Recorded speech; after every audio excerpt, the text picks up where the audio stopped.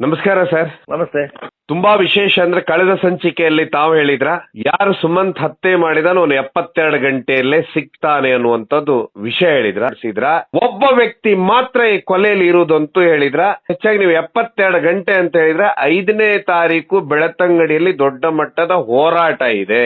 ಆದ್ರೆ ಇಲ್ಲಿ ಬಹುದೊಡ್ಡ ಪ್ರಶ್ನೆ ಕಾಡುದಂತ ಹೇಳಿದ್ರೆ ಈ ಹತ್ಯೆ ನಡೆಯೊತ್ತಿಗೆ ನೀವು ಹೇಳ್ತೀರಾ ಯಾವುದೇ ಗ್ಯಾಂಗ್ ಇದರಲ್ಲಿ ಪಾಲ್ಗೊಂಡಿಲ್ಲ, ಯಾರು ಕಳ್ಳರು ಇದರಲ್ಲಿ ಪಾಲ್ಗೊಂಡಿಲ್ಲ, ಒಟ್ಟು ಒಬ್ಬ ನಿಗೂಢ ವ್ಯಕ್ತಿ ಪಾಲ್ಗೊಂಡಿದ್ದಾನೆ, ಅವನು ಒಬ್ಬನೇ ಅಂತೀರ ನೀವು. ಹೇಗೆ ಸರ್ ನಿಮ್ಮ ಗೆಸಿಂಗ್ ಇಷ್ಟೆಲ್ಲ ಹೇಗೆ ಮಾಡಿದಿರ ನೀವು? ನೋಡಿ, ಆ ಸಂಬೋಳ್ಯದ ಆ ಮನೆಯ ಪರಿಸ್ಥಿತಿ ಮತ್ತು ಅದರ ಸುತ್ತಮುತ್ತಲಿನ ಪರಿಸ್ಥಿತಿಯನ್ನು ಸೂಕ್ಷ್ಮವಾಗಿ ಅವಲೋಕಿಸಿದಾಗ ಕೆಲವೊಂದು ಅಂಶಗಳು ಸ್ಪಷ್ಟಗೊಳ್ತಾ ಹೋಗ್ತವೆ. ಮನೆಯಿಂದ ಸುಮಂತ್ ಒಬ್ಬನೇ ಹೋಗಿ ಒಂದು 5 ನಿಮಿಷದಲ್ಲಿ ಆತನ ಮೇಲೆ ಅಟ್ಯಾಕ್ ಆಗಿದೆ. ತದನಂತರ ಆತನನ್ನು ಎತ್ತಿಕೊಂಡು ಬಂದು ಕೆರೆಯ ಪಕ್ಕದಲ್ಲಿ ಕೂರಿಸಲಾಗಿದೆ. ಅಲ್ಲಿಂದ ಆತನು ಕೆರೆಗೆ ದೂಡಿ ಹಾಕಲಾಗಿದೆ. ಇದನ್ನು ಮಾಡ್ಲಿಕ್ಕೆ ಒಬ್ಬ ಸಾಕು. ಯಾಕಂತ ಹೇಳಿದ್ರೆ ಸುಮಂತ್ಗಿಂತ ಒಂದು 2-3 ವರ್ಷ ದೊಡ್ಡವನು ಒಬ್ಬ ಸಾಕು. ಒಂದು 2-3 ಮಂದಿ ಇದ್ದರೆ ಅವರು ಆ ಡೆಡ್ ಬಾಡಿಯನ್ನು ಎತ್ತಿಕೊಂಡು ಕೆರೆಯ ಮತ್ತೊಂದು ಭಾಗದಿಂದ ಕೆರೆಗೆ ಬಿಸಾಡ್ತಾ ಇದ್ರು. ಅಲ್ಲಿನ ಹತ್ರ ತರ್ತಿರ್ಲಿಲ್ಲ. ಅಲ್ಲಿ ಈ ಪಂಪ್ ಹೌಸ್ ಸುತ್ತ ಇಟ್ಕೊಂಡು ಬರ್ತಾ ಇರ್ಲಿಲ್ಲ. ಆದ್ದರಿಂದ ಇದು ಒಬ್ಬನೇ ಮಾಡಿರುವುದು ಒಂದು. ಎರಡನೇದು, ಅಲ್ಲಿ ನಿಮ್ಗೆ ಸಿಗುವಂತ ಸಿಂಪ್ಟಮ್ಸ್ ಗಳು ಏನು ಅಂತ ಹೇಳಿದ್ರೆ ಆ ದಾರಿಯಲ್ಲಿ 2-3 ರಕ್ತದ ಹನಿಗಳು ಬಿದ್ದದ್ದು ಮತ್ತು ಕೆರೆಯ ಪಕ್ಕದ ಕಲ್ಲಿನಲ್ಲಿ ರಕ್ತ ಮಡುಗಟ್ಟಿದ್ದು ಮಾತ್ರ. ಏನು ಕಾರಣ ಹನಿ ಬಿದ್ದಿರೋದಕ್ಕೆ? ಯಾಕೆ ರಕ್ತದ ಮಡು ಹರಿದಿಲ್ಲ ಅಲ್ಲಿ? ಆ ರಕ್ತದ ಮಡು ಯಾಕೆ ಹರಿದಿಲ್ಲ ಅಂತ ಹೇಳಿದ್ರೆ ಸುಮಂತ್ ಮನೆಯಿಂದ ಹೊರಡುವಾಗ ಪ್ಯಾಂಟು ಶರ್ಟ್ ಹಾಕಿದ್ದ, ಅದರ ಮೇಲೆ ತಲೆ ಕವರ್ ಮಾಡುವಂತಹ ಒಂದು ಕೋಟು ತರದ್ದು ಹಾಕೊಂಡಿದ್ದ. ಅದು ನಿಮಗೆ ಇಬ್ಬನಿಯಿಂದಲೂ ರಕ್ಷಣೆ ಕೊಡ್ತದೆ, ಬೆಳಿಗಿನ ಚುಮು ಚಳಿಯಿಂದಲೂ ರಕ್ಷಣೆ ಕೊಡ್ತದೆ. ಆದ್ರಿಂದಾಗಿ ಆತನ ತಲೆಗೆ ಹಿಂಬದಿಯಿಂದ ಹೊಡೆದದ್ದು ದೊಡ್ಡ ಗಾಯ ಇರೋದು ಅದು. ಅದ ನಂತರ 2ನೇ ಏಟು ಬಿದ್ದಿರೋದು ಎದುರಿನ ಭಾಗಕ್ಕೆ, ತಲೆಯ ಹಿಂಬದಿಯಿಂದ ಹೊಡೆದ ಗಾಯದಿಂದ ರಕ್ತ ಚಿಮ್ಮಿದಾಗ ಅದು ಈ ಕೋಟಿನ ಒಳಗೆ ಇಟ್ಟಿಕೊಂಡಿದೆ, ಹೊರತು ಸ್ಪ್ರೆಡ್ ಆಗ್ಲಿಲ್ಲ. ಎಲ್ಲೂ ಚಿಮ್ಮಲಿಲ್ಲ ರಕ್ತ. ಅದು ರಕ್ತ ಚಿಮ್ಮಲಿಲ್ಲ ಹೊರಗೆ. ಅಲ್ಲಿ ಬಿದ್ದಾಗ ಆತನನ್ನು ಎತ್ತಿಕೊಂಡು ಬಂದಾಗ ಅದರಲ್ಲಿ 1-2-3 ಹನಿಗಳು ಒಂದು 3 ಕಡೆಯಲ್ಲಿ ಬಿದ್ದಿದೆ. ಅದ್ರ ಸೋರಿದೆ ಅಂತ ಹೇಳಿದ್ರೆ ಇದು ಏನಂತ ಹೇಳಿದ್ರೆ ನೀವು ಈ ಕ್ಯಾಪ್ ಸಮೇತ ಇರುವಂತ ಜಾಕೆಟ್ ಟೈಪ್ ಇರುತ್ತೆ, ಉಲ್ಲನಿದ್ದು ಅದು ಅಲ್ಲಿ 1-2-3 ಹನಿ ಬಿದ್ದಿದೆ. ಉಲ್ಲನ್ ಸ್ವೆಟರ್ ಹಾಕಿದ್ದ. ಆದ್ರಿಂದಾಗಿ ಅವನು ಎತ್ತಿಕೊಂಡು ಬಂದು ಇಲ್ಲಿ ಕಲ್ಲಿನ ಅಲ್ಲಿ ಕೂರಿಸಿದಾಗ, ಯಾಕಂದ್ರೆ ಸ್ಮೃತಿ ತಪ್ಪಿತ್ತು ನೋಡಿ, ಜೀವ ಹೋಗಿರ್ಲಿಲ್ಲ, ಸ್ಮೃತಿ ತಪ್ಪಿತ್ತು. ಆದ್ರಿಂದಾಗಿ ಅಲ್ಲಿ ಆತ ವಾಲಿದಾಗ ಈ ಉಲ್ಲನ್ನ ಕ್ಯಾಪಿನ ಬದಿಯಿಂದ ರಕ್ತ ಅಲ್ಲಿ ಮಡುಗಟ್ಟಿದ್ದು. ಕತ್ತಲೆಗೆ ಗೊತ್ತಾಗ್ಲಿಲ್ಲ. ಆ ಕತ್ತಲೆಗೆ ಅಲ್ಲಿ ರಕ್ತ ಬಿದ್ದದ್ದು ಗೊತ್ತಾಗ್ಲಿಲ್ಲ. ಯಾರು ಸುಮಂತನ್ನು ಹತ್ಯೆ ಮಾಡಿದ್ದಾನೆ ಅವನಿಗೆ ಆ ಕತ್ತಲೆಯಲ್ಲಿ ಅದು ಕಾಣ್ಲಿಲ್ಲ, ಅಲ್ಲಿ ರಕ್ತ ಬಿದ್ದಿದೆ ಅಷ್ಟು ಅಂತ ಹೇಳಿ. ಯಾಕಂದ್ರೆ ಆತನನ್ನು ಕೆರೆಗೆ ದೂಡಿ ಹಾಕ್ತಾನೆ ಅನ್ನೋ ಒಂದು ಸಂಶಯದಿಂದನೇ ಕಷ್ಟ ಆಗಿತ್ತಂತೀರಾ? ಅವನಿಗಿಂತ ದೃಢಕಾಯ ವ್ಯಕ್ತಿಯಾಗಿದ್ದರೆ ಅವನು ಇಲ್ಲಿಯವರೆಗೆ ಈ ಸೈಡ್ಗೆ ಬರ್ತಾ ಇರಲಿಲ್ಲ. ಯಾವ್ದಂದ್ರೆ ನಿಮ್ಮ ಪಂಪ್ ಸೆಟ್ ಅನ್ನು ಕವರ್ ಬಳಸಿಕೊಂಡು ಆ ಕಲ್ಲಿನ ಹತ್ತಿರಕ್ಕೆ ತರ್ತಾ ಇರ್ಲಿಲ್ಲ. ನೇರವಾಗಿ ಆ ರಸ್ತೆಯಿಂದ, ಅದು ಅಲ್ಲಿ ಕೆರೆ ಇದೆ ಗೊತ್ತಿದೆ, ಆ ಕೆರೆಗೆ ಮೇಲಿಂದಲೂ ಕೆಳಗೆ ಅದನ್ನು ದಬ್ಬುವುದು. ದೊಡ್ಡ ಮಟ್ಟದ ಒಂದು ಶಬ್ದ ಆಗ್ಬೋದು, ಒಂದು ಕಲ್ಲು ಬಿದ್ದ ರೀತಿಯಲ್ಲಿ ಶಬ್ದ ಆಗ್ಬೋದೇ ಹೊರತು ಬೇರೆ ಏನಾಗ್ತಾ ಇರ್ಲಿಲ್ಲ. ಆದ್ರೆ ಅಲ್ಲಿ ಎತ್ತಿ ಹಾಕುವಂತಹ ತಾಕತ್ತು ಬೇಕು. ಸುಮಾರು ಸುಮಂತ್ 15 ವರ್ಷದ ಹುಡುಗ, 35-40 kg ವೆಯ್ಟ್ ಇರುವಂತಹ ಬಾಲಕ. ಇದನ್ನ ಈಗ ಅವನು ಎತ್ತಬೇಕಾದ್ರೆ ಇವನು ಈ ರೀತಿ ಹಾಕ್ಬೇಕಾದ್ರೆ ಅವನೊಂದು 50-55 kg ಇದೆ ಅಂತೀರಾ? ಅವನೊಂದು 50-55 kg ತೂಕದ ವ್ಯಕ್ತಿ ಆಗಿರ್ಬೇಕು. ಎತ್ತಿ ಹಾಕ್ಲಿಕ್ಕೆ ಸಾಧ್ಯ ಆಗ್ತಾ ಇರ್ಲಿಲ್ಲ. ಅವನು ಸಮಾನ ವೇಟನವನಿದ್ರೆ ಎತ್ತಿ ಹಾಕ್ಲಿಕ್ಕೆ ಸಾಧ್ಯ ಆಗ್ತಿರ್ಲಿಲ್ಲ. ಸೊ ಸುಮಂತನ್ನ ಎತ್ತಿ ಹಾಕಿದವನು ಅವನಕ್ಕಿಂತ 10-15 kg ತೂಕ ಜಾಸ್ತಿ ಇದೆ. 10-15 kg ತೂಕ ಜಾಸ್ತಿ ಇದೆ ಮತ್ತು ಅವನಿಗಿಂತ ಸ್ವಲ್ಪ ಹೈಟ್ ಇರುವಂತ ವ್ಯಕ್ತಿ ಹಾಕಿದ್ದಾನೆ. ಕೂರ್ಸಿ ಜಾರಿಸಿದ್ದು, ಎತ್ತಿ ಹಾಕಿದ್ದಲ್ಲ. ಎತ್ತಿ ಹಾಕುವಷ್ಟು ತಾಕತ್ತು ಇರ್ಲಿಲ್ಲ.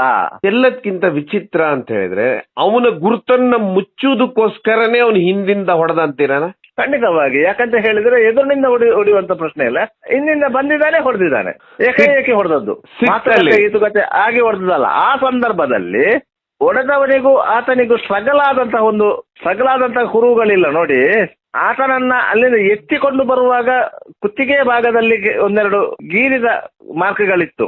ಅದನ್ನು ಆರಂಭದಲ್ಲಿ ಏನೆನಿಸಿದ್ರು ಅಂತ ಹೇಳಿದ್ರೆ ಅದು ಸ್ಟ್ರಗಲ್ ಆಗಿದೆ ಅಂತ ಹೇಳಿ. ಸ್ಟ್ರಗಲ್ ಆದದಲ್ಲ, ಬಿದ್ದವನನ್ನು ಎತ್ತುವಾಗ ಆ ಕುರುಹುಗಳು ಕಂಡದ್ದು ಈ ಉಗುರಿನಿಂದ ಪರಿಚಿದ ರೀತಿಯಲ್ಲಿ, ಅದು ಸ್ಟ್ರಗಲ್ ಆದದ್ದಲ್ಲ ಅಂತ ಕಾಣ್ತದೆ. ಯಾಕಂದ್ರೆ ಸುಮಂತ್ ಈ ರೀತಿ ದಾಳಿ ನಡೀತಾ ಅಂದ್ರೆ ತಪ್ಪಿಸ್ಕೊಡೋದಕ್ಕೆ ಪ್ರಯತ್ನ ಪಡ್ತಿದ್ದ, ಅಲ್ಲಿ ಫೈಟ್ ಆಗ್ತಿತ್ತಲ್ಲ, ಒಂದು ಫೈಟ್ ಅಲ್ಲ, ಯಾಕಂತ ಹೇಳಿದ್ರೆ ಏಕಾಏಕಿ ತಲೆಗೆ ಏಟು ಬಿದ್ದಿದ್ರಿಂದ ಆತ ಅಲ್ಲೇ ಕುಸಿದಿದ್ದಾನೆ. ಆದ್ರಿಂದಾಗಿ ಆತನಿಗೆ ರಿಯಾಕ್ಟ್ ಮಾಡ್ಲಿಕ್ಕೆ ಸಾಧ್ಯ ಆಗ್ಲಿಲ್ಲ. ಸೊ ಒಟ್ಟಾರೆಯಾಗಿ ಇದು ಒಬ್ಬ ವ್ಯಕ್ತಿಯ ಕೆಲಸ, ಇದು ಒಬ್ಬನೇ ವ್ಯಕ್ತಿಯ ಕೆಲಸ. ಮತ್ತು ಈಗ ಅವನಿಗೆ ಯಾವುದರಿಂದ ಹಲ್ಲೆ ಮಾಡಿದ್ದಾರೆ ಅಂದ್ರೆ ಡಾಕ್ಟರ್ ಹೇಳ್ತಾರೆ ಕಡಿಮೆ ಭಾರದ ಸೊತ್ತು ಅಂತೇಳಿ, ಅಂದ್ರೆ ಹಾರೆ ಪಿಕ್ಕಾಸ್ ಇಂಥದ್ರದ್ದು ಇಡೀ ಆಗಿರ್ಬೋದು ಅಂತ. ಅದನ್ನು ಹುಡುಕುವಂತ ಪ್ರಯತ್ನವನ್ನ ಪೊಲೀಸರು ಮಾಡಿದರೆ ಅವರಿಗೆ ಸಿಕ್ಲಿಲ್ಲ. ಆದ್ರೆ ಯಾಕಂತ ಹೇಳಿದ್ರೆ ಪೊಲೀಸರ ತಲೆಯಲ್ಲಿ ಏನಿರ್ತದೆ ಅಂದ್ರೆ ಹೇಳಿದ್ರೆ ಅಲ್ಲಿ ರಕ್ತದ ಕಲೆಗಳಿದೆ, ಗಾಯ ಆಗಿದೆ, ಆದ್ರಿಂದಾಗಿ ಅದರಲ್ಲಿ ರಕ್ತ ಇರಬೇಕು ಅಂತ ಹೇಳಿ, ರಕ್ತದ ಅಂಶಗಳು ಏನಾದ್ರು ಇರಬೇಕು ಅಂತ ಆಲೋಚನೆ ಮಾಡಿ ಆ ರೀತಿಯಾಗಿ ಹುಡುಕ್ತಾರೆ. ಇಲ್ಲಿ ಏನಾಗಿದೆ ಅಂತ ಹೇಳಿದ್ರೆ ಈತ ತಲೆಗೆ ಉಲ್ಲನ್ನಿದ್ದು ಕೋಟು ಹಾಕೊಂಡಿದ್ದ, ಆದ್ರಿಂದಾಗಿ ಮರದ ಸೊಂಟೆಯಿಂದ ಹೊಡೆದಿದ್ರು ಸಹ ಅದಕ್ಕೆ ರಕ್ತ ಆಗಿಲ್ಲ, ಅಂಟಿಕೊಳ್ಳುವ ಸಾಧ್ಯತೆಗಳು ಇಲ್ಲ. ಸರ್ ಇದೆಲ್ಲ ಯಾವ ರೀತಿ ನೀವು ತನಿಖೆ ಇದನ್ನೆಲ್ಲ ಹೇಗೆ ಊಹಿಸ್ತೀರಾ ಹೇಳಿ ನನಗೆ? ಆರಂಭದ ತನಿಖೆ ಹಂತದಲ್ಲಿ ಒಂದು ರೀತಿಯ ಒತ್ತಡಗಳಿರ್ತವೆ. FSL ತಂಡಕ್ಕೂ ಒತ್ತಡಗಳಿರ್ತವೆ, ಪೊಲೀಸರಿಗೂ ಒತ್ತಡಗಳಿರ್ತವೆ. ಯಾಕಂತಂದ್ರೆ ಅಲ್ಲಿ ಡೆಡ್ ಬಾಡಿ ಡಿಸ್ಪೋಸಲ್ ಮಾಡುವುದು ಮುಖ್ಯ ಆಗಿರ್ತದೆ, ಡೆಡ್ ಬಾಡಿ ಇನ್ವೆಸ್ಟಿಗೇಷನ್ ಆಗಬೇಕು. ಒತ್ತಡಗಳಿರ್ತಾಗ ಎಲ್ಲವನ್ನು ಸೂಕ್ಷ್ಮವಾಗಿ ಗಮನಿಸಲಿಕ್ಕೆ ಆಗುವುದಿಲ್ಲ. ಯಾಕಂತ ಹೇಳಿದ್ರೆ ಅಲ್ಲಿ ಸಾಕಷ್ಟು ಜನರು ನೆರೆದಿರ್ತಾರೆ.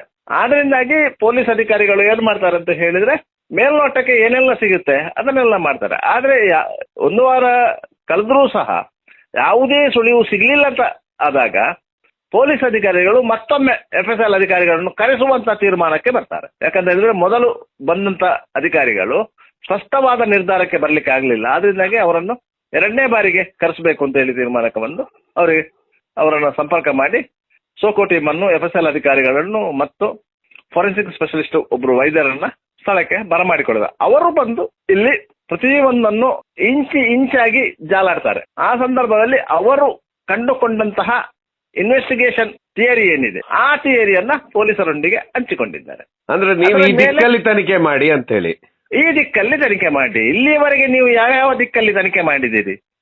ಶೆಡ್ಡಿನಲ್ಲಿ ನಡೆಯುತ್ತಿದ್ದಂತ ಅನೈತಿಕ ಚಟುವಟಿಕೆ, ಇಲ್ಲದೆ ಅದು ಅಡಿಕೆ ಕಳವು ಮಾಡ್ಲಿಕ್ಕೆ ಕಳ್ಳರು ಯಾರಾದ್ರೂ ಬಂದಿರಬಹುದು, ಅವರನ್ನ ಸುಮಂತ್ ನೋಡಿರ್ಬೋದು, ಅದಕ್ಕೆ ಸುಮಂತ್ ಅನ್ನು ಅವರು ಹೊಡೆದಿರ್ಬೋದು. ಈ ರೀತಿಯ ಥಿಯರಿಗಳೆಲ್ಲ ಇತ್ತು. ಆ ಥಿಯರಿಯನ್ನು ಬಿಟ್ಟು ಈ ಥಿಯರಿಯನ್ನು ಅಪ್ಲೈ ಮಾಡಿ ಹಂತಕ ನಿಮ್ಮ ಕೈಗೆ ಸಲೀಸಾಗಿ ಸಿಗ್ತಾನೆ ಎನ್ನುವುದನ್ನು ಹೇಳಿದ್ದಾರೆ.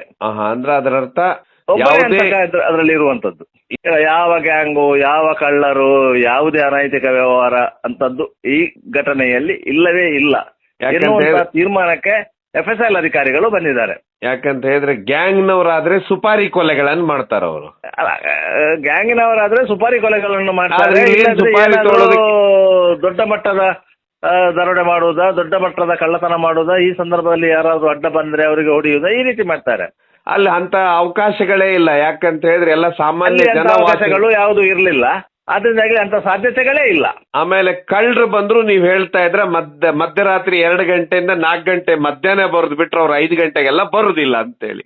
ರಾತ್ರಿ ಕಳ್ಳರಿಗೆಲ್ಲ ಬರುವುದು ಸಾಧಾರಣವಾಗಿ 12 ಗಂಟೆಯ ನಂತರ, 2 ಗಂಟೆ ಒಳಗೆ ಹೊತ್ತಿಗೆ ಬಂದು. ಯಾಕಂದ್ರೆ ಅದು ಗಾಢ ನಿದ್ದೆಯ ಸಂದರ್ಭ. ಆ ಸಂದರ್ಭದಲ್ಲಿ ನಾಯಿಗಳು ಸಹ ಎಚ್ಚರ ಇರುವುದಿಲ್ಲಂತೆ. ಆದ್ರಿಂದಾಗಿ ಕಳ್ಳರಿಗೆ ಅದು ಪ್ರಶಸ್ತ ಸಮಯ. ಮುಂಜಾನೆ ಹೊತ್ತು ಕಳ್ಳರು ಬರುವುದಿಲ್ಲ. ಈಗ ನಾವು ಸುಮಂತನ ಹಿನ್ನೆಲೆ ನೋಡೋದಾದ್ರೆ ಅವನು ಮನೆಯಿಂದ ಹೊರಡುವುದು ಯಾರಿಗೂ ಗೊತ್ತಿರುವುದಿಲ್ಲಲ್ಲ ಸರ್? ಇಲ್ಲ, ಅವನು ಮನೆಯಿಂದ ಹೊರಡುವುದು ಯಾರಿಗೂ ಗೊತ್ತಿರುವುದಿಲ್ಲ ಒಂದು. ಮತ್ತೆ ಸಾಮಾನ್ಯವಾಗಿ ಆತ ಯಾರೊಂದಿಗೆ ಬೆರೀತೇ ಇರಲಿಲ್ಲ. ಸಾಧಾರಣವಾಗಿ ಶ್ವಾನದಳವನ್ನು ಕಳಿಸುವುದೇ ಹಂತಕ ಯಾವ ಕಡೆಗೆ ಹೋಗಿದ್ದಾನೆ ಎನ್ನುವುದನ್ನು ಡೈರೆಕ್ಷನ್ ಕೇಳಲಿಕ್ಕೆ. ಆದ್ರಿಂದಾಗಿ ಅಲ್ಲಿ ಬಾಡಿ ಹತ್ರ ಬಂತಲ್ಲ, ಆ ಜಾಗಕ್ಕೆ ಬಂತಲ್ಲ ಶ್ವಾನ, ಬಾಡಿಯನ್ನು ಇಟ್ಟ ಜಾಗಕ್ಕೆ, ಅಲ್ಲಿಂದ ಅದು ತಿರುಗಿ ಆಚೆಗೆ ಹೋಯ್ತು ನೋಡಿ, ಮನೆ ಕಡೆಗೆ, ಆ ಕಡೆಗೆ ಹೋಗ್ತದೆ. ಅದರಿಂದಾಗಿ ಆ ಕಡೆಯಿಂದಲೇ ಬಂದದ್ದು, ಆ ಕಡೆಯಿಂದಲೇ ಹೋದದ್ದು ಅಂತ ಹೇಳಿದ್ರೆ ಸುಮಂತ್ ಬಂದದಷ್ಟೇ, ಸುಮಂತ್ ಹೋಗ್ಲಿಲ್ಲ ನೋಡಿ. ಇದು ದೊಡ್ಡ ಪ್ರಶ್ನೆ ಈಗ.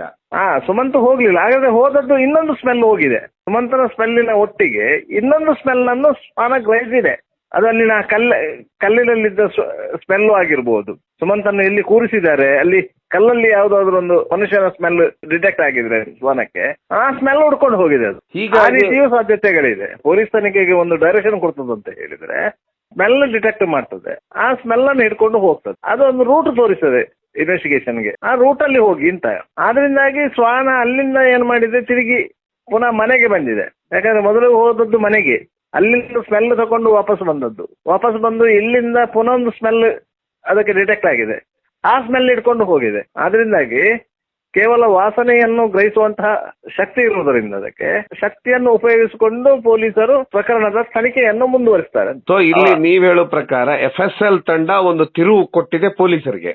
ಈಗ FSL ತಂಡ 2ನೇ ಬಾರಿ ಬಂದಾಗ ಅವರಿಗೆ ಸ್ಪಾಟ್ ಇನ್ವೆಸ್ಟಿಗೇಷನ್ ನ ಆಧಾರದಲ್ಲಿ ಮಹತ್ವದ ಸುಳಿಗಳನ್ನ ಪೊಲೀಸರೊಂದಿಗೆ ಶೇರ್ ಮಾಡ್ಕೊಂಡಿದ್ದಾರೆ. ಪೊಲೀಸರು ಆ ನಿಟ್ಟಿನಲ್ಲಿ ತನಿಖೆ ನಡೆಸ್ತಾ ಇದ್ದಾರೆ. ಹೀಗಾಗೇನೆ ಗೃಹ ಮಂತ್ರಿಗಳು ವಿಧಾನಸಭೆಯಲ್ಲಿ ಸ್ಥಳೀಯ ಶಾಸಕ ಹರೀಶ್ ಪೂಂಜಾ ಅವರು ಶೂನ್ಯ ವೇಳೆಯಲ್ಲಿ ಒಂದು ಪ್ರಶ್ನೆ ಎತ್ತಿದ್ದಾರೆ. ಆ ಪ್ರಶ್ನೆಗೆ ಗೃಹ ಸಚಿವರು ಉತ್ತರ ಕೊಟ್ಟಿದ್ದಾರೆ. ಗೃಹ ಸಚಿವರು ಸದನದಲ್ಲಿ ಉತ್ತರ ಕೊಡುವ ಮೊದಲು ಸದನದ ಅಲ್ಲಿ ಉಪಸ್ಥಿತರಿರುವಂತಹ ರಾಜ್ಯ ಪೊಲೀಸ್ ಮಹಾನಿರ್ದೇಶಕರ ಹತ್ರ ಮಾಹಿತಿಯನ್ನು ಪಡೆದುಕೊಂಡಿರ್ತಾರೆ. ಅವರು ತಮ್ಮ ಅಧೀನ ಅಧಿಕಾರಿಗಳು ಅಂದ್ರೆ ಇಲ್ಲಿನ SP, IG ಇವರೊಂದಿಗೆ ಮಾಹಿತಿಗಳನ್ನು ಕೇಳಿರ್ತಾರೆ. ಇವರು ಅದನ್ನು ಸೂಕ್ಷ್ಮವಾಗಿ ಅವರಿಗೆ ವಿವರಿಸಿದ್ದಾರೆ. ನಾವು ಈ ರೀತಿಯಾಗೆಲ್ಲ ಇದೆ, ನಮ್ಗೆ ಸ್ಪಷ್ಟವಾದ ಮಾಹಿತಿಗಳಿವೆ, ನಾವು 1-2 ದಿವಸದಲ್ಲಿ ಅದನ್ನು ಪತ್ತೆ ಹಚ್ಚುತ್ತೇವೆ ಅಂತ ಹೇಳಿ ಅದನ್ನು ರಾಜ್ಯ ಪೊಲೀಸ್ ಮಹಾನಿರ್ದೇಶಕರು ಗೃಹ ಸಚಿವರ ಗಮನಕ್ಕೆ ತಂದಿರ್ತಾರೆ. ಅದರಿಂದ ಗೃಹ ಸಚಿವರು ಅಷ್ಟು ಕಾನ್ಫಿಡೆಂಟ್ ಆಗಿ ಸದಸ್ಯ ಹರೀಶ್ ಪೂಂಜಾರ ಪ್ರಶ್ನೆಗೆ ಉತ್ತರ ಕೊಟ್ಟಿದ್ದಾರೆ. ಯಾಕಂದ್ರೆ ನಾವು ಇದನ್ನು ಪತ್ತೆ ಹಚ್ಚಿದ್ದೇವೆ, ಇಲ್ಲದಿದ್ರೆ ಗೃಹ ಸಚಿವರು ಹೇಳ್ತೇವೆ ನಾವು ಉನ್ನತ ಮಟ್ಟ ತನಿಖೆ ಮಾಡ್ತೇವೆ, CODಗೆ ಕೊಡ್ತೇವೆ, ಈ ರೀತಿಯಾಗಿ ಹೇಳಿಕೆಗಳನ್ನು ಬದಲಿಸಬಹುದು. ಗೃಹ ಸಚಿವರು ಅದನ್ನು ಯಾವುದನ್ನು ಹೇಳಲಿಲ್ಲ. ನಮಗೆ ಸ್ಪಷ್ಟವಾದ ಮಾಹಿತಿ ಇದೆ, ನಾವು ಆರೋಪಿಗಳನ್ನ ಬಂಧಿಸ್ತೇವೆ ಅಂತ ಹೇಳಿದ್ರೆ. ನೋಡಿ, ಕೆಲವು ವರ್ಷಗಳ ಹಿಂದೆ 4 ದಶಕಗಳ ಹಿಂದೆ ದಕ್ಷಿಣ ಕನ್ನಡ ಮತ್ತು ಕಾಸರಗೋಡು ಭಾಗದಲ್ಲಿ ರಿಪ್ಪರ್ ಚಂದ್ರನ್ ಅಂತ ಹೇಳಿ ಒಬ್ಬ ದರೋಡೆಕೋರನ ಹಾವಳಿ, ಸರಣಿ ರೀತಿಯಲ್ಲಿ ತಲೆ ಒಡೆದು ಚಿನ್ನಾಭರಣ ದೋಚುತ್ತಿದ್ದಂತ ಗ್ಯಾಂಗ್ ಅದು.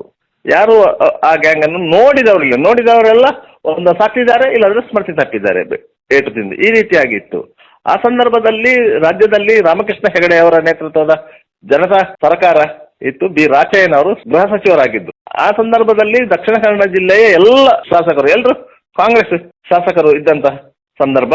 ಆ ಸಂದರ್ಭದಲ್ಲಿ ಎಲ್ಲ ಶಾಸಕರು ಒಟ್ಟುಗೂಡಿ ಸರ್ಕಾರದ ವೈಫಲ್ಯ ಇದು, ಇದನ್ನು ಪತ್ತೆ ಹಚ್ಚಲಿಕ್ಕೆ ಸಾಧ್ಯ ಆಗಲಿಲ್ಲ ಅಂತ ಹೇಳಿ ಒತ್ತಾಯ ಮಾಡಿದ್ರು. ಇಂತಹ ಸಂದರ್ಭದಲ್ಲಿ ಅವರು ಆಗಿನ ಪೊಲೀಸ್ ಮಹಾನಿರ್ದೇಶಕರ ಮಾಹಿತಿಗಳನ್ನು ಕೇಳಿದ್ದಾರೆ. ಅಷ್ಟೊತ್ತಿಗೆ ಪೊಲೀಸ್ ಮಹಾನಿರ್ದೇಶಕರು ಸ್ಪಷ್ಟವಾಗಿ ಹೇಳಿದ್ದಾರೆ, ನಾವು ಇಡೀ ಟೀಮ್ ಅನ್ನು ಸೆಕ್ಯೂರ್ ಮಾಡಿದ್ದೇವೆ, ಇಂಟ್ರಾಗೇಷನ್ ನಡೀತಾ ಇದೆ, ನಮಗೆ ಇನ್ನೊಂದು 10 ದಿವಸ ಸಮಯ ಬೇಕಿದೆ ಅಂತ ಅವರು ಹೇಳಿದ್ರು. ಅದರಿಂದ ನಾವು 10 ದಿವಸದೊಳಗೆ ಅವರನ್ನ ಲೀಗಲೈಸ್ ಮಾಡಿ ಸಾರ್ವಜನಿಕರ ಎದುರಿಗೆ ತೆರೆದು ಇಡುವಂತ ಪ್ರಯತ್ನವನ್ನ ಮಾಡುವ ಪರಿಸ್ಥಿತಿಯಲ್ಲಿ ಇಲ್ಲ ಅಂತ ಹೇಳಿದ್ದಾರೆ. ಅಷ್ಟೊತ್ತಿಗೆ ಗೃಹ ಸಚಿವ ಬಿ ರಾಚಯ್ಯನವರು ಸದನದಲ್ಲಿ ಸ್ಪಷ್ಟವಾಗಿ ಉತ್ತರ ಕೊಡುವ ಮೊದಲು ಸ್ವತಃ ಗೃಹ ಸಚಿವರೇ ಪೊಲೀಸರು ಹೇಳಿದ್ದನ್ನು ಕನ್ಫರ್ಮ್ ಮಾಡ್ಕೊಂಡಿದ್ದರು. ನಿಮಗೆ ನೆನಪಿರಲಿ, ಹೋಮ್ ಮಿನಿಸ್ಟರ್ ಆಗಿನ ಪಶ್ಚಿಮ ವಲಯದ DIG ಅವರಿಗೆ ಫೋನ್ ಮಾಡಿ, ನಾನು ಮಂಗಳೂರಿಗೆ ಬರ್ತಾ ಇದ್ದೇನೆ, ನೀವು ಹಿಡಿದಿರುವಂತಹ ಅಪರಾಧಿಗಳನ್ನ ನಾನು ಕಣ್ಣಾರೆ ನೋಡ್ಬೇಕು ಅಂತ ಹೇಳಿದ್ರು. ಆಗ ಪೊಲೀಸ್ ಅಧಿಕಾರಿಗಳಿಗೂ ಆಶ್ಚರ್ಯ ಆಯ್ತು, ಇವರು ಬರ್ತಾ ಇದ್ದಾರೆ ಅಂತ ಹೇಳಿದ್ರೆ ನಾವು ಅದನ್ನು ನಿರಾಕರಿಸುವಂತ ಇಲ್ಲೋ ಒಪ್ಪಿಕೊಳ್ಳುವಂತ ಇಲ್ಲ. ಯಾಕಂತ ಹೇಳಿ ಅವರನ್ನು ಹಿಡಿದು ಇಟ್ಟಿರುವುದು ಇಲ್ಲಿಗಲ್ ಕಸ್ಟಡಿಯಲ್ಲಿ. ಒಂದು ವೇಳೆ ಹೋಮ್ ಮಿನಿಸ್ಟರ್ ಬಂದು ಅದೇ ಇದು ಇಲ್ಲಿಗಲ್ ಕಸ್ಟಡಿ ಆಗ್ತದೆ ಅಂತ ಹೇಳಿಬಿಟ್ರೆ ಇಡೀ ಅಷ್ಟು ಪೊಲೀಸ್ ಇಲಾಖೆ ಅಷ್ಟು ದಿವಸಗಳಿಂದ ಮಾಡಿದಂತಹ ಕಾರ್ಯ ಎಲ್ಲವೂ ನೀರಲ್ಲಿ ಹೋಮ ಇಟ್ಟಾಗ ಆಗ್ತದೆ ಅಂತ ಹೇಳಿ ಅವರು ಗಡಿಬಿಡಿ ಮಾಡ್ಕೊಂಡ್ರು. ಆಗ ಅವ್ರು ಹೇಳಿದ್ರು, ಇಲ್ಲ ನಾನು ಬರ್ತೇನೆ, ನಾನು ಬರುವುದನ್ನು ಯಾರಿಗೂ ಡಿಸ್ಕ್ಲೋಸ್ ಮಾಡೋದಿಲ್ಲ ಅಂತ ಹೇಳಿದ್ರು. ಆಯ್ತು ಅಂತ ಹೇಳಿ ಅವರು ಮಂಗಳೂರಿಗೆ ಬಂದರು. ಮಂಗಳೂರಿಗೆ ಬಂದ ವಿಚಾರವೂ ಸಹ ಯಾರಿಗೂ ಗೊತ್ತಾಗ್ಲಿಲ್ಲ. ಅವರನ್ನ ಪೊಲೀಸ್ ಜೀಪಿನಲ್ಲಿ ನಿರ್ದಿಷ್ಟ ಪ್ರದೇಶಕ್ಕೆ ಕರ್ಕೊಂಡು ಹೋದ್ರು. ಪೊಲೀಸ್ ಜೀಪಿನಲ್ಲಿ, ಇಲ್ಲದೆ ಸಾಮಾನ್ಯವಾಗಿ ಗೃಹ ಸಚಿವರು ಆ ಸಂದರ್ಭದಲ್ಲಿ ಅಂಬಾಸಿಡರ್ ಕಾರ್ ಇತ್ತು, ಕಾರ್ನಲ್ಲಿ ಹೋಗೋದು. ಆದ್ರೆ ಅಂಬಾಸಿಡರ್ ಕಾರು ಇವರು ಅಪರಾಧಿಗಳನ್ನು ಇಟ್ಟಿರುವಂತ ಸ್ಥಳಕ್ಕೆ ಹೋಗ್ಲಿಕ್ಕೆ ಸಾಧ್ಯ ಆಗ್ತಾ ಇರಲಿಲ್ಲ. ಅದು 4-wheel ಜೀಪ್ ಮಾತ್ರ ಹೋಗ್ತಾ ಇತ್ತು. ಅದರಿಂದಾಗಿ ಅವರನ್ನು ಪೊಲೀಸ್ ಜೀಪಿನಲ್ಲೇ ಕೂರಿಸಿಕೊಂಡು ಪೊಲೀಸರ ತಂಡ ಹೋಯ್ತು. ಯಾವುದೇ ಪೈಲಟ್ ಇರಲಿಲ್ಲ, ಎಸ್ಕಾರ್ಟ್ ಇರಲಿಲ್ಲ ಆ ಜೀಪಿಗೆ, ಖಾಲಿ ಪೊಲೀಸ್ ಜೀಪು. ಅವರನ್ನು ಕರ್ಕೊಂಡು ಹೋದ್ರು ಚಿಕ್ಕಮಗಳೂರು ಜಿಲ್ಲೆಯ ಕಳಸ ಸಮೀಪದ ಒಂದು ಫಾರೆಸ್ಟ್ IBಗೆ. ಅಲ್ಲಿ 4 ಮಂದಿಯನ್ನು ಪೊಲೀಸರು ಇಂಟ್ರಾಗೇಷನ್ಗೆ ಒಳಪಡಿಸ್ತಾ ಇದ್ರು. ಇವರನ್ನು ಕರ್ಕೊಂಡೋಗಿ ನೋಡಿದಾಗ ಅವರು ಸ್ವತಃ ಕೇಳಿದ್ರು ಚಂದ್ರನ್ ಹತ್ರ, ಈ ಎಲ್ಲ ಕೃತ್ಯಗಳನ್ನು ನೀನು ಮಾಡಿದ್ದೆ ಅಂತ ಹೇಳಿ. ಅವ ಹೌದಂತ ಒಪ್ಪಿಕೊಂಡ, ನನ್ನನ್ನು ಬೇಗ ಕೋರ್ಟಿಗೆ ಪ್ರೊಡ್ಯೂಸರ್ ಮಾಡಿ ಅಂತ ಅವ್ರ ಹತ್ರ ಕೇಳಿಕೊಂಡಂತೆ. ಇದು ರಾಚಯ್ಯನವರಿಗೆ, ಗೃಹ ಸಚಿವರಿಗೆ ಕನ್ಫರ್ಮ್ ಆಯ್ತು, ಪೊಲೀಸರು ಹಿಡಿದಿದ್ದಾರೆ, ಪೊಲೀಸರು ಸುಳ್ಳೇ ಇರಲಿಲ್ಲ ನನ್ನ ಹತ್ರ ಅಂತ ಹೇಳಿ. ಅವರು ಬಂದು ಪುನಃ ಮಂಗಳೂರಿಂದ ಬೆಂಗಳೂರು ಹೋದ್ರು. ಅದರ ಮರು ದಿವಸ ಅಸೆಂಬ್ಲಿ ಅವರು ಉತ್ತರ ಕೊಡ್ಲಿಕ್ಕಿತ್ತು. ಅವರು ಉತ್ತರ ಕೊಡುವ ಮೊದಲು ಇದನ್ನು ಕನ್ಫರ್ಮ್ ಮಾಡ್ಕೊಂಡದ್ದು ಅವರು. ಒಂದು ವೇಳೆ ಪೊಲೀಸರಿಗೆ ಪತ್ತೆ ಹಚ್ಚಲಿಕ್ಕೆ ಅವರು ಸದನದಲ್ಲಿ ಉತ್ತರ ಕೊಟ್ಟು ಆ ಸಂದರ್ಭದಲ್ಲಿ ಪೊಲೀಸರಿಗೆ ಪತ್ತೆ ಹಚ್ಚಲಿಕ್ಕೆ ಸಾಧ್ಯ ಆಗದಿದ್ದರೆ ಅದರ ಮುಂದಿನ ಅಧಿವೇಶನದಲ್ಲಿ ಅವರ ರಾಜೀನಾಮೆಗೆ ಒತ್ತಾಯಿಸ್ತಾರೆ. ಅದೊಂದು ಮತ್ತೊಂದು ಪ್ರಪಗಂಡ ಆಗುತ್ತೆ ಅಂತ ಹೇಳಿ ಅದಕ್ಕೆ ಬೇಕಾಗಿ ಅವರು ಬಂದು ನೋಡಿ ಕನ್ಫರ್ಮ್ ಮಾಡಿಕೊಂಡು ಹೋದ್ರು. ಮರು ದಿವಸ ಸದನದಲ್ಲಿ ಅವರು ಸ್ಪಷ್ಟವಾಗಿ ಉತ್ತರ ಹೇಳಿದ್ರು. ಇನ್ನೊಂದು ವಾರದಲ್ಲಿ 7 ದಿವಸಗಳ ಒಳಗೆ ಅಪರಾಧಿಗಳನ್ನು ಪತ್ತೆ ಹಚ್ಚಿ ಬಂಧಿಸದೇ ಇದ್ದರೆ ನಾನು ನನ್ನ ಸ್ಥಾನಕ್ಕೆ ರಾಜೀನಾಮೆ ಕೊಡ್ತೇನೆ. ಹಾಗಾಗಿ ಪೊಲೀಸರು 6ನೇ ದಿವಸಕ್ಕೆ ಅವರು ಸದನದಲ್ಲಿ ಹೇಳಿಕೆ ಕೊಟ್ಟು 6ನೇ ದಿವಸಕ್ಕೆ ಈ ಚಂದ್ರನ್ ಅಂಡ್ ಟೀಮ್ 4 ಮಂದಿಯನ್ನು ಅಧಿಕೃತವಾಗಿ ಬಂಧಿಸಿ ಬ್ರಹ್ಮಾವರದಲ್ಲಿ ದಾಖಲಾಗಿದ್ದಂತಹ ಕಮಲ ಮರ್ಡರ್ ಕೇಸಿಗೆ ಸಂಬಂಧಪಟ್ಟ ಹಾಗೆ ಉಡುಪಿಯ JMFC ನ್ಯಾಯಾಲಯಕ್ಕೆ ಹಾಜರುಪಡಿಸಿದ್ರು. ಅವರನ್ನು ಕಸ್ಟಡಿ ತಗೊಂಡು ಇಂಟ್ರಗೇಷನ್ ಮಾಡಿದ್ರು. ಮಿಕ್ಕೆಲ್ಲ 18 ಪ್ರಕರಣಗಳಲ್ಲೂ ಅವರು ತನಿಖೆಯನ್ನ ಮುಂದುವರಿಸಿದ್ರು. ಗೃಹ ಸಚಿವರು ನಿನ್ನೆ ಉತ್ತರ ಕೊಟ್ಟಿದ್ದಾರೆ ಸುಮಂತ್ ಹತ್ಯೆ ಕೇಸ್ ಬಗ್ಗೆ. ಹೌದು, ಸುಮಂತ್ ಕೊಲೆಯ ಕೇಸಿನ ಡೆವಲಪ್ಮೆಂಟ್ ಬಗ್ಗೆ ಏನೇನ್ ತನಿಖೆ ನಡೆದಿದೆ ಅಂತ ಹೇಳಿ ನಿಮ್ಮ ಪ್ರಕಾರ ಇನ್ನೊಂದು 72 ಗಂಟೆಯಲ್ಲಿ ಬಂಧನ ಆಗುತ್ತೆ ಅಂತೀರಾ? ಖಂಡಿತವಾಗಿ ಇನ್ನೊಂದು 72 ಗಂಟೆಯಲ್ಲಿ ಈ ಪ್ರಕರಣದ ಹಿನ್ನೆಲೆ ಬಯಲಿಗೆ ಬರ್ತದೆ, ಆರೋಪಿಯ ಬಂಧನ ಆಗುತ್ತೆ. ಆ ಸಂದರ್ಭದಲ್ಲಿ ಯಾರೆಲ್ಲ ಈ ಪ್ರಕರಣದಲ್ಲಿ ವಿವಿಧ ರೀತಿಯ ವದಂತಿಗಳನ್ನು ಹಬ್ಬಿಸಿದ್ದಾರೆ, ಯಾರೆಲ್ಲ ತನಿಖೆ ಮಾಡಿದ್ದಾರೆ ಪೊಲೀಸರನ್ನು ಹೊರತುಪಡಿಸಿ, ಅವರೆಲ್ಲರೂ ಮೂಗಿನ ಮೇಲೆಗೆ ಬೆರಳಿಟ್ಟುಕೊಳ್ಳುವಂತಹ ರಿಸಲ್ಟ್ ಬರುತ್ತೆ ಖಂಡಿತ. ಓ ಹಾಗಂತೀರಾ? ಖಂಡಿತವಾಗಿ ಈಗೂ ಆಗಿದೆ ಅಂತ ಹೇಳಿ ಎಲ್ಲರೂ ಮೂಗಿನ ಮೇಲೆ ಬೆರಳಿಟ್ಟುಕೊಳ್ಬೇಕು. ಜನರೇ ಬೆಚ್ಚಿ ಬೀಳ್ತಾರೆ ಅಂತಹ ರಿಸಲ್ಟ್ ಅನ್ನು ಪೊಲೀಸ್ ಇಲಾಖೆಯ ತನಿಖೆ ಬಯಲಿಗೆಳಿತದೆ. ಅಂದ್ರೆ ರಾಜ್ಯದ ಜನತೆನೂ ದಂಗಾಗ್ತಾರಂತೀರಾ ಈ ಕೇಸ್ ಯಾರು ಕೊಲೆಗಾರ ಅಂತ ಗೊತ್ತಾದ ಮೇಲೆ? ಖಂಡಿತವಾಗಿ ಯಾರು ಕೊಲೆಗಾರ ಅಂತ ಹೇಳಿ ಪೊಲೀಸರು ರಿವೀಲ್ ಮಾಡಿದ ಸಂದರ್ಭದಲ್ಲಿ ಇಡೀ ರಾಜ್ಯದ ಜನತೆ ಪೊಲೀಸರ ಕಾರ್ಯಕ್ಷಮತೆಯನ್ನು ಮೆಚ್ಚುತ್ತದೆ ಮತ್ತು ಇಂಥದ್ದು ಒಂದು ಘಟನೆ ನಡೆಯಬಹುದಾ ಎನ್ನುವಂತಹ ರೀತಿಯಲ್ಲಿ ಅಚ್ಚರಿಯನ್ನು ವ್ಯಕ್ತಪಡಿಸಿದೆ.